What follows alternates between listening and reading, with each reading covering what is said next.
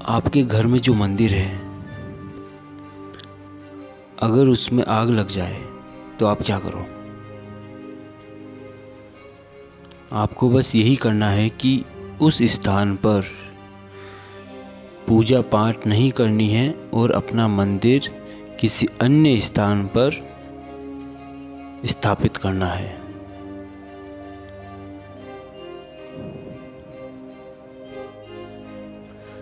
अगर आपके घर में कलेश रहता है, लड़ाई झगड़े रहते हैं, छोटी छोटी बातों पे झगड़े हो जाते हैं, तो इसका मतलब है कि आपके घर में जो मंदिर है उसकी साफ सफाई का आप ध्यान नहीं रखते हो। घर में तुलसी जी का पौधा नहीं है,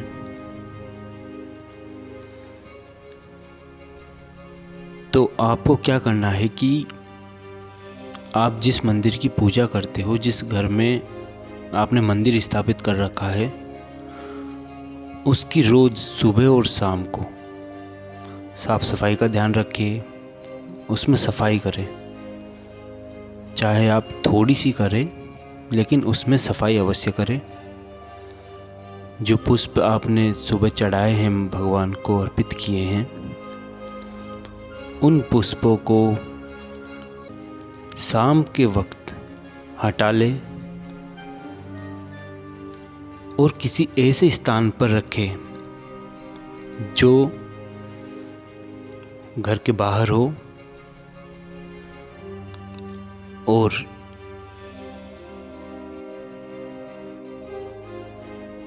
उन पुष्पों पर किसी का भी पैर इत्यादि ना लगे। इस बात का ध्यान रखें। घर में बड़े बुजुर्ग हैं, उनका सम्मान अवश्य करना चाहिए।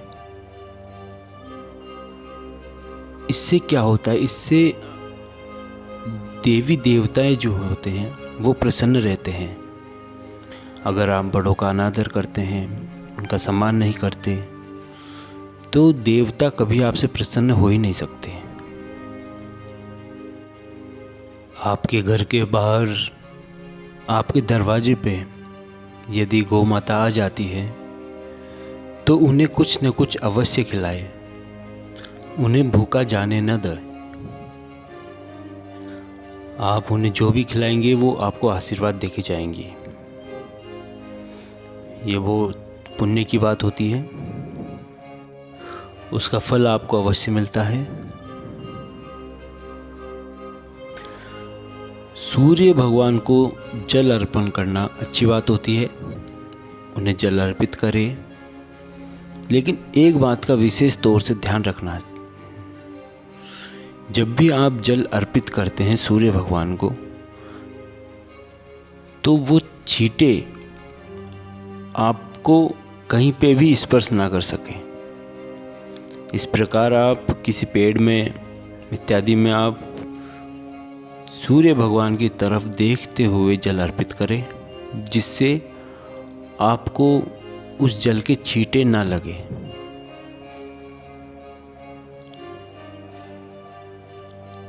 उस जल के छींटे अगर आपको लगते हैं तो इससे आपको पुण्य तो कुछ मिलता नहीं है, उल्टा आप पाप के भागी बनते हो। इसलिए इसका विशेष तौर से ध्यान रखें और जितना हो सके उतना आप किसी पेड़ में दें जल, पेड़ में चढ़ाए सूर्य भगवान की तरफ देखते हुए। अपने घर में एक छोटा सा मंदिर अवश्य रखें, जिसमें शाम के टाइम पे एक दिया अवश्य जलाए। उस दिए को जलाने से क्या होगा कि जितना भी नकारात्मक ऊर्जा होती है आपके घर में, वो सब नष्ट हो जाती है।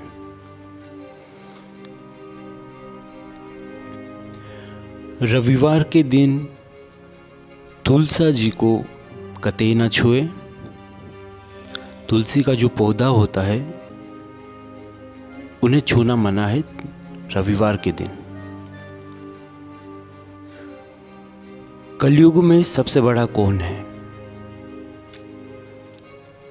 या एक मनुष्य के लिए इस कलयुग में सबसे महत्वपूर्ण और सबसे महान, सबसे बड़ा कौन है? तो कलयुग में माता पिता ही सबसे ऊपर हैं, उनके बाद भगवान हैं। बस गुरु नाम का कोई भी प्राणी कलयुग में नहीं रहता है। अगर आप किसी भी व्यक्ति इंसान को गुरु बनाते हो तो वो आप खुद मूर्ख बनते हो उसमें। कलयुग में कोई गुरु नहीं होता है, ये मैं आपको दोबारा बोलता हूँ। कलयुग में माता पिता सबसे ऊपर हैं, उसके बाद उनके बाद भगवान है, तीसरा या चौथा कोई नहीं है।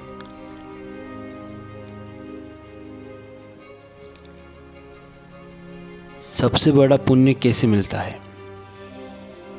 सबसे बड़ा पुण्य मिलता है असहाय जीवों की रक्षा करने से,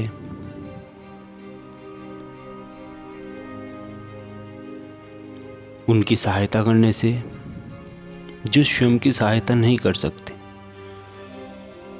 केवल आप उनकी सहायता करोगे तभी आपको पुण्य मिलेगा, अन्यथा आप कितना भी कर लो, कुछ भी कर लो, सब व्यर्थ है।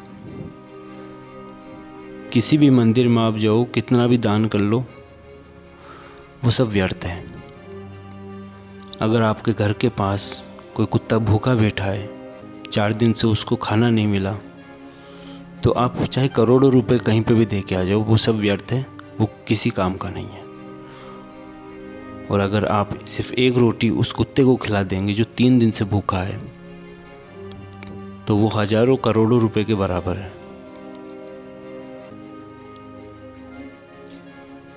कर्म का फल अवश्य भोगना पड़ता है, इसलिए आप सत्कर्म करिए।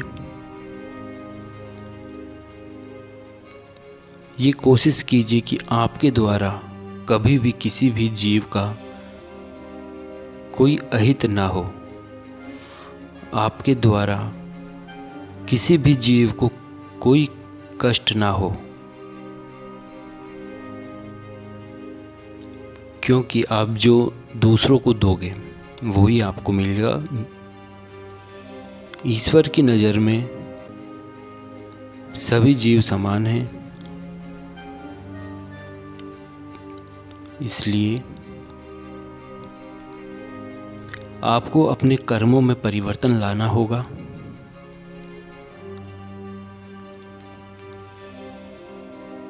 बाजार जाते हो आप,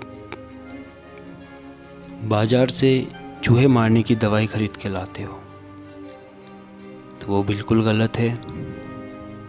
कतई किसी भी चूहे को आपको नहीं मारना चाहिए। इसी प्रकार कई प्रकार के कीटनाशकों का आप यूज करते हो, वो भी बिल्कुल ना करें।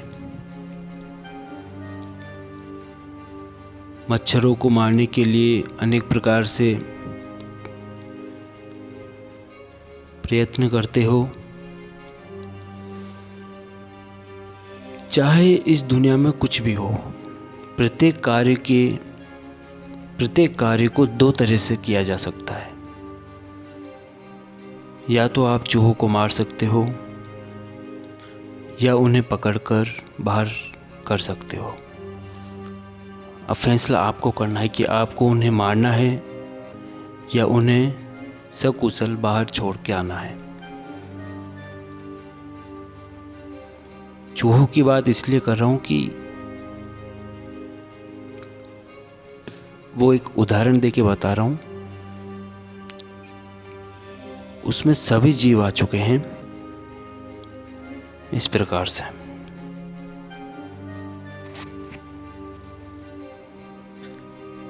मैं कहना चाहता हूँ कि किसी भी जीव को आपको कष्ट नहीं पहुँचाना है। जहाँ तक हो सके आप कोशिश करें कि आपके द्वारा किसी भी जीव को कष्ट ना हो। आप सिर्फ कोशिश कर सकते हो, तो बस आप वही करें, कोशिश करें कि कोई हताहत ना हो आपके द्वारा। जानबूझकर आप किसी भी जीव को कष्ट नहीं पहुंचा सकते। यह अधर्म होगा और आपको ऐसे कृत्यों के लिए दंडित किया जाएगा। अगर आप अपने से बड़ों का आदर सम्मान नहीं करते हैं तो आपको पितृदोष लगता है, जिसमें मनुष्य हमेशा कंफ्यूज रहता है कि वो क्या करे। कोई भी काम वो कर नहीं पाता, या कुछ भी करना चाहता है तो तुरंत वो कंफ्यूज हो जाता है कि क्या करे और क्या ना करे। दूसरा काम आ जाता है उसके सामने, फिर तीसरा काम आ जाता है, वो एक काम हो नहीं पाता उससे।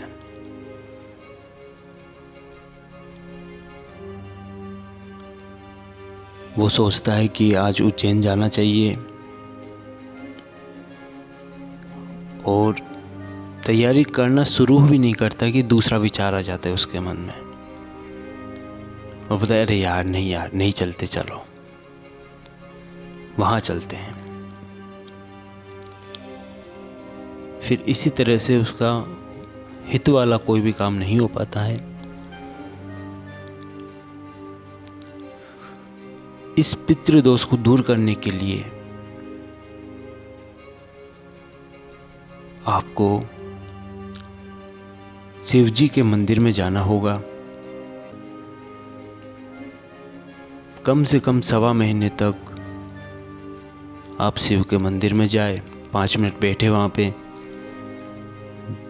शिवलिंग के समक्ष बैठकर ध्यान लगाए, उनसे प्रार्थना करें कि आपके दोष दूर करे प्रभु। तो निश्चित ही आपके दोष दूर होंगे। अगर ये दोष आपके अंदर है तो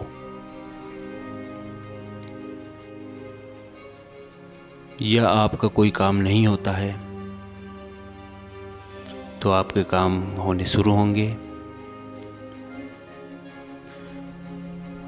अपने घर में सुबह और शाम को श्री राम प्रभु के भजन अवश्य चलाए।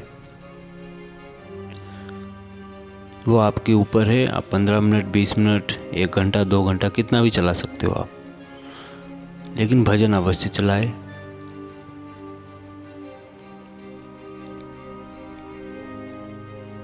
मनुष्य को सबसे बड़ा पाप कब लगता है? जब वह मनुष्य मांसाहार करता है। मांसाहारी व्यक्ति को मंदिरों में जाना, धार्मिक अनुष्ठान करना, ये सब त्यागना होगा।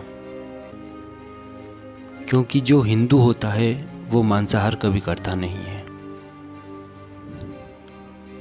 जो श्री कृष्ण भगवान को, शिव शंकर भगवान को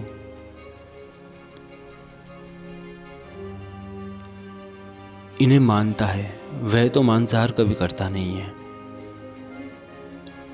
क्योंकि हमारे धर्म में मांसाहार सिर्फ राक्षसों के लिए है। जो राक्षस होते हैं वो मांसाहार करते हैं।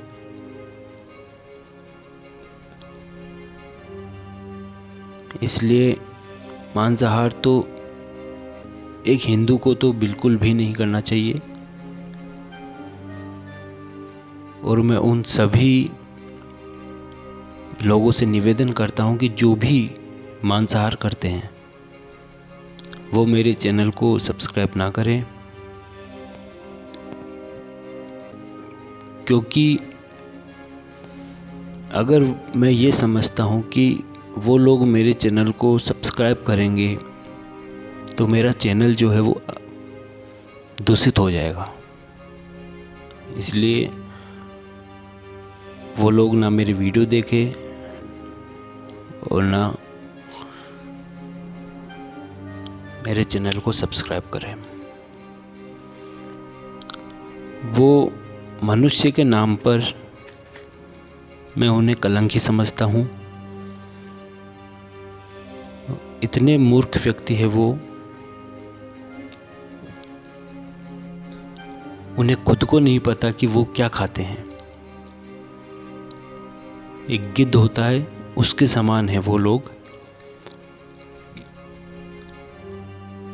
और एक लाश को वो नोच नोच के खाते हैं, जो कि बहुत पीड़ा का समान है। प्रत्येक जीव को दर्द होता है, समान होता है। जब वो मांसाहार करते हैं तो ये पता नहीं क्यों भूल जाते हैं कि समस्त जीव को दर्द होता है। सभी जीना चाहते हैं इस संसार में, मरना कोई भी नहीं चाहता।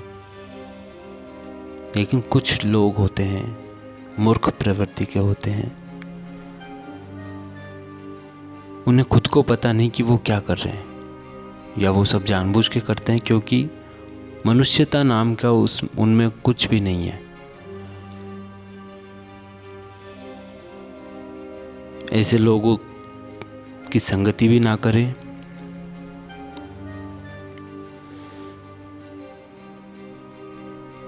और ऐसे लोगों से हमेशा दूर रहें।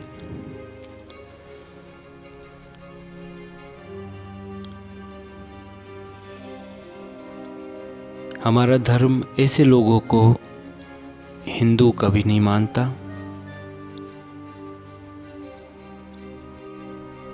और ऐसे लोग जब मंदिरों में जाते हैं, धार्मिक अनुष्ठान करते हैं, तो उसका विपरीत प्रभाव अवश्य पड़ता है, उन्हें कष्ट भोगना पड़ता है।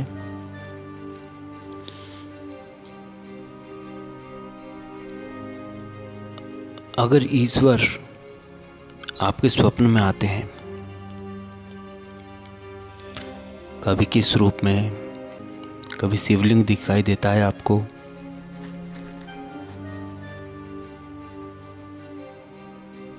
तो वो शुभ ही होता है। एक तरह से ईश्वर आपको संकेत देते हैं कि आज का दिन आपके लिए महत्वपूर्ण है, आप अच्छे काम करिए और काम, क्रोध, लोभ, मोह इनसे बच के रहिए। इनको अपने ऊपर हावी मत होने दीजिए। ये संकेत आपको ईश्वर देते हैं जब भी वो स्वप्न में आते हैं। तब